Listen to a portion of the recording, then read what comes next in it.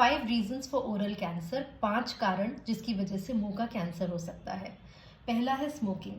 You all must have seen on the on the cigarette boxes that it's written that it causes cancer of the lung.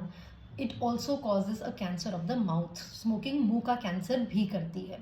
Second reason again tobacco chewing. अगर आपने smoking में tobacco को smoke किया तो आपने जो है तंबाकू चबाते समय च्यू कर रहे हैं, एरिका नट वगैरह होता है इसमें, जो स्पेशली लोग सुरती वगैरह यूज़ करके एक जगह डाल लेते हैं, उससे मुंह का कैंसर हो जाता है। कुछ लोग इनमें से ये भी हो सकते हैं जो कहेंगे कि हाँ, हम वो वाला नहीं लेते हैं, हम टोबैको थोड़ा ना लेते हैं, हम तो खाली बीटल नट पान जो कि शौकिया होता है, हम बस उसे हमें मुंह में दबाने की आदत है।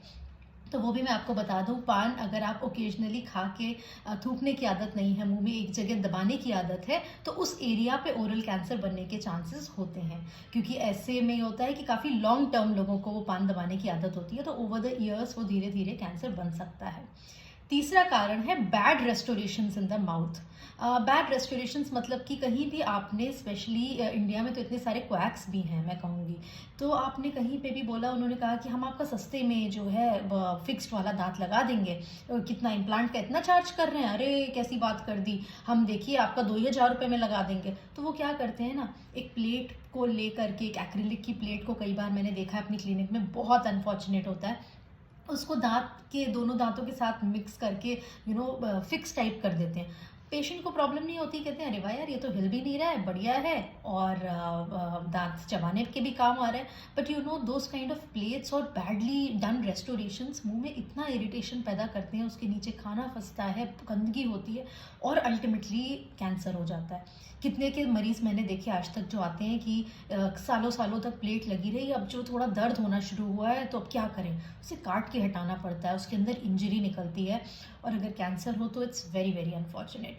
एक और चीज़ जो कि आपका कैंसर कर सकते हैं वो है दो दांत के बीच में फिलिंग्स होती हैं, या फिर नॉर्मल फिलिंग्स जो अच्छे से नहीं करी गई हैं, है ना। तो इसलिए मैं कहूँगी कि please choose a good dentist, a right dentist, quacks के पास मत जाइए प्लीज़, ठीक है। एक और जो आपका कॉज ओरल कैंसर कर सकता है वो है कि अगर आप कंटिन्यूसली, आपके मुंह में कोई इरिटेशन है जो पान की वजह से नहीं है, रेस्टोरेशन की वजह से नहीं है, पर वो है, फॉर एग्जांपल एक दांत में शार्प कॉर्नर है ना, तो जो कंटिन्यूसली इरिटेट करता है, बार बार आपका सालों से एक जगह है जहाँ बाइट करे जा रहे हैं और एक अल्सर नुमा बन गया है, या फिर एक कुछ ग्रोथ बन गई है जो आपको लगता है हाँ ये तो हमारे है ही, that could be cancerous. So it's always prudent कि आप ओरल चेकअप्स करवाते रहें, ऐसे इरिटेशंस को हटाते रहिए।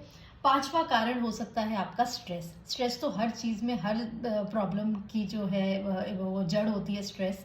तो स्ट्रेस की वजह से कई बार मुंह में कंडीशंस बनती हैं, जैसे वाइट लीजन्स, लाइकन प्लैनस वगैरह, जो कि आगे जाकर के कैंसर कर सकते हैं।